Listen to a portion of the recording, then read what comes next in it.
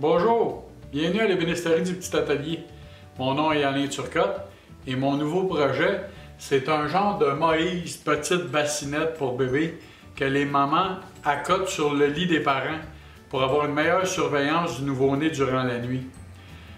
La bassinette va être conçue entièrement avec du pain massif, aucun contreplaqué va être utilisé dans le projet.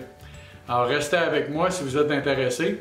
Puis vous allez voir, ça va être intéressant, on va faire beaucoup de laminage dans le projet. Alors quand je commence un nouveau projet, la première chose que je vais faire, surtout dans la plupart des cas, mais dans ce cas-là, c'est encore plus important puisqu'on a du laminage à faire. La plupart du temps, ce que je fais, c'est que je vais me formater un fichier 2D, une photo, sur laquelle je vais tirer de mon plan toute l'information. Je ne sais pas si vous voyez bien, là. Toute l'information que j'ai besoin pour chaque composante de mon meuble. À partir de là, je peux commencer à faire le débitage pour préparer mes collages.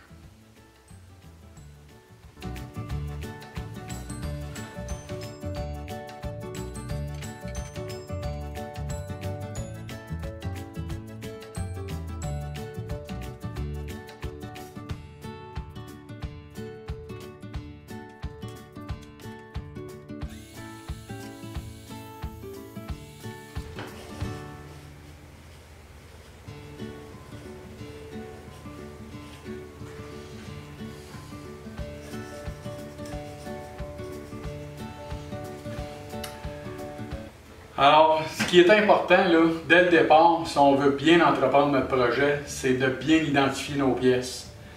Là, ce que je viens de faire, c'est que je viens de couper à dimension raisonnable mes pièces afin de pouvoir les débiter et les planer à la finition finale. Alors ici, là, comme vous pouvez voir, j'ai préparé 3 pièces ici pour faire le plateau qui va supporter le matelas. Ici, j'ai préparé 2 autres pièces pour faire le panneau arrière, ici avec la forme ronde sur le dessus. Ici, on a 3 pièces plus courtes pour faire les 2 panneaux de côté. Et je vais utiliser des pièces comme celle-là pour pouvoir faire mes pattes et mes traverses.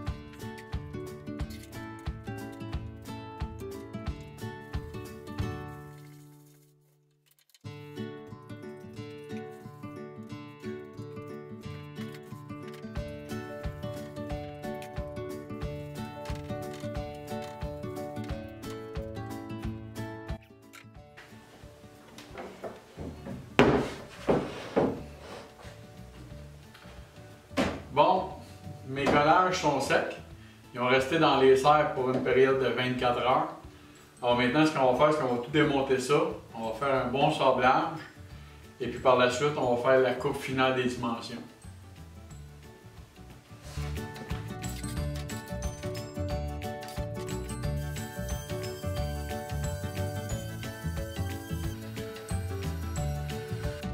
Bon, ici, là, j'utilise un petit gabarit pour couper une extrémité de chaque pièce afin de les rendre d'équerre pour que par la suite, je puisse couper l'autre extrémité à l'équerre également et à sa longueur finale selon le plan.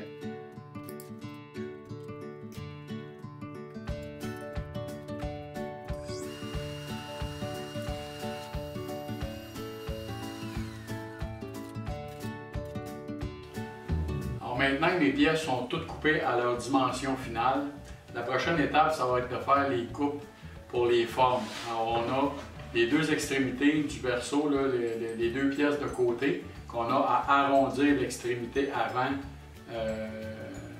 supérieure.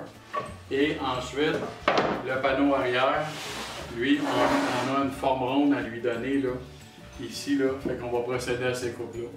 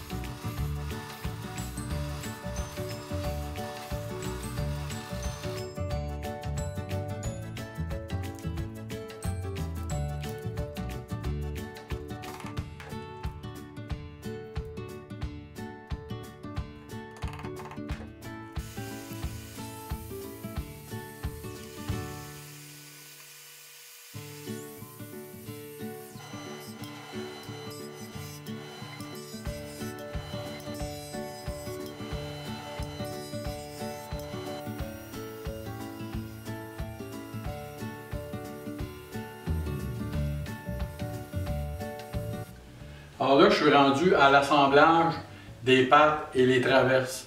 Ce que je vais faire pour m'assurer que mes traverses des quatre côtés vont être fixées exactement à la même hauteur sur les pattes, c'est que je me suis fait un genre de petit bloc de bois qui mesure exactement 4 pouces de hauteur. Alors ce que je fais, c'est que je mets mon bloc de bois sur ma patte, puis je vais venir installer ma traverse comme ça sur la patte pour être certain qu'elle va être exactement à 4 pouces de hauteur.